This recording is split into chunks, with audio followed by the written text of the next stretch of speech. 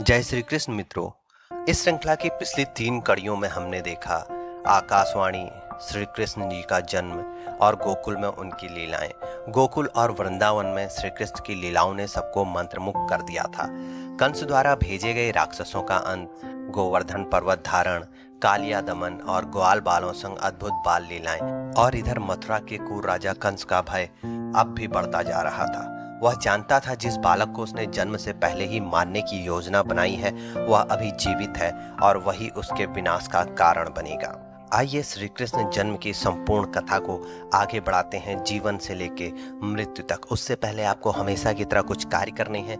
Channel को subscribe करिए, video को लाइक करिए, पसंद आएगी तो शेयर करिएगा। मैं राजेंद्र भक्ति ज्ञान उपाय चैनल में आपका स्वागत करता हूं। प्रभु राम भक्त हनुमान हम सभी पे आशीष बनाए रखें। एक सुबह जब वृंदावन की गलियों में गायों की घंटियों की मधुर ध्वनि और बांसुरों की तान गूंज रही थी, दूर से रथ के पहियों की गड़गड़ाहट सुनाई दी। धूल के बादलों के बीच महारथी अक्रूर का रथ आकर रुका। वे कंस का संदेश लेकर आए थे, मथुरा पधारो, धनुर्धर प्रतियोगिता में भाग लो। पर यह केवल आमंत्रण नहीं था, कंस के षड्यंत्र का पहला कदम था, श्री कृष्ण और बलराम को मृत्यु के जाल में बुलाने का। गोपियों के मन में भय और दर्द का सागर उमड़ पड़ा। राधा की आंखों से आंसू थमने का नाम नहीं ले रहे थे। सब जानते थे एक बार श्री कृष्ण गए तो लौटना कठिन होगा। कृष्ण का हृदय भी भारी था, पर वे मुस्कान ओढ़े खड़े रहे ताकि किसी का मन न टूटे। रात ढली, यमुना किनारे रथ खड़ा था। गोपी गोपिकाएं, नंद बाबा, यशोदा मैया सब आंखों में आंसू लिए खड़े थे। पेड़ों की पत्तियां भी मानो थरथरा रही थी, जैसे विदा का दुख उन्हें भी हो रहा। कृष्ण ने सबको देखकर कहा, हम फिर लौटेंगे, यह वादा है। लेकिन इस वादे के पीछे एक अनकहा सत्य छुपा था, वह लौटना अब पहले जैसा न होगा। रथ धीरे धीरे आगे बढ़ा और वृंदावन की गलियां शून्य सी हो गई। मथुरा में प्रवेश करते ही श्री कृष्ण और बलराम के पराक्रम की चर्चा फैल गई।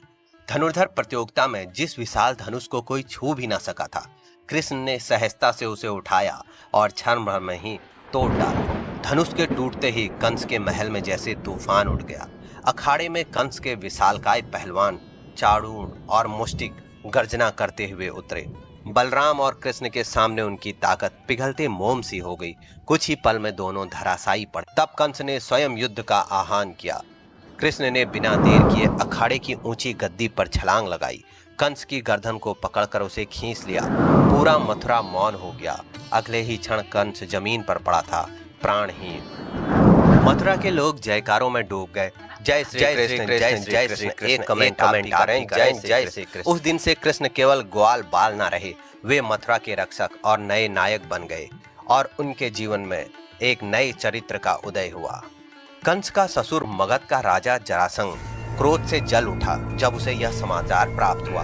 उसने 17 बार मथुरा पर आक्रमण किया, हर बार पराजित हुआ, पर उसकी महत्वाकांक्षा बुझी नहीं। श्री कृष्ण ने समझ लिया कि मथुरा के लोगों की रक्षा के लिए एक अभेद स्थान बनाना चाहिए।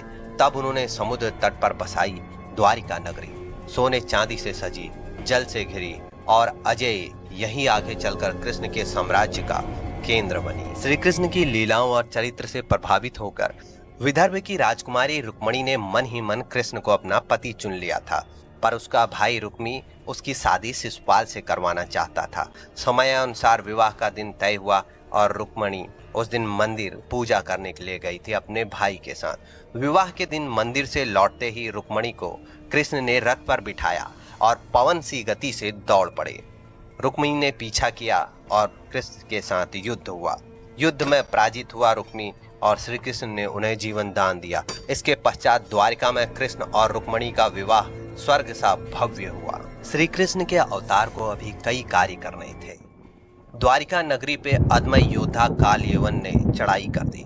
कृष्ण ने सीधा युद्ध करने की बजाय उसे माया से ऋषि मुचकंद की गुफा में पहुंचा दिया, जहां ऋषि मुचकंद की निद्रा भंग हुई और उनकी दृष्टि मात्र से ही कालयवन भस्म हो गया।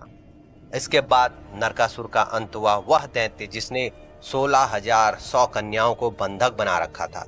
कृष्ण और सत्यभामा ने उसका वध किया और उन कन्याओं को सम्मान देकर विवाह किया। इसी प्रकार श्री कृष्ण ने अपने जीवन में कई सारी लीलाएं की, जिनका विस्तार से यदि वर्णन करेंगे तो वीडियो काफी बड़ा हो जाएगा। तो संक्षेप में आप श्री कृष्ण के जीवन की लीला को समझें। कृष्ण के जीवन में रुक्मणी और सत्यभामा के साथ साथ कई अन्य विवाह भी हुए थे। ये केवल प्रेम के लिए नहीं बल्कि राजनीति, गठबंधन और जन कल्याण के लिए थे। हर रानी के साथ उनका रिश्ता अद्वितीय था, कभी हास परिहास, कभी गंभीर नीति, तो कभी गहरा भावात्मक जुड़ाव। राजा बनने के बाद श्री कृष्ण का हृदय वैसा ही सरल था, किसी प्रकार का अहंकार नहीं था। उनका बचपन का मित्र सुदामा, जो गरीबी में डूबा था, वर्षों बाद उनसे मिलने आया। हाथ में क्या था? चिवड़े की पोटली, शरीर में थे फटे कपड़े, पर मन में स्नेह की कोई कमी नहीं थी। सकुचाते हुए सुदामा महल पहुंचे। कृष्ण को जब यह समाचार मिला, वह स्वयं दौड़ के आए, सुदामा को गले लगाकर राजमहल में लेके गए, आंसुओं से उनके चरण धोए। सुदामा ने कुछ नहीं मांगा, पर लौट कर देखा, उसकी कुटिया महल बन चुकी थी। यह कृष्ण की मित्रता और दया का अमर प्रमाण बन गया। अब समय आ गया था कृष्ण के एक नए चरित्र का, एक नए रूप का। अब समय आ रहा था महाभारत, दुर्योधन का न्याय, पांडवों का संघर्ष और कुरुक्षेत्र की गूंज। अगली कड़ी में कृष्ण का सारथी बनना, गीता का उपदेश और धर्म के लिए युद्ध का महान अध्याय। तो उसे आप बिल्कुल देखिएगा। चैनल को तुरंत सब्सक्राइब कर लें और इंतजार करें अगली कड़ी का। पुरानी सभी कड़ियों को देखिए, आनंद आएगा, कृष्ण की कृपा प्राप्त होगी। भक्ति कीजिए, शक्ति मिलेगी।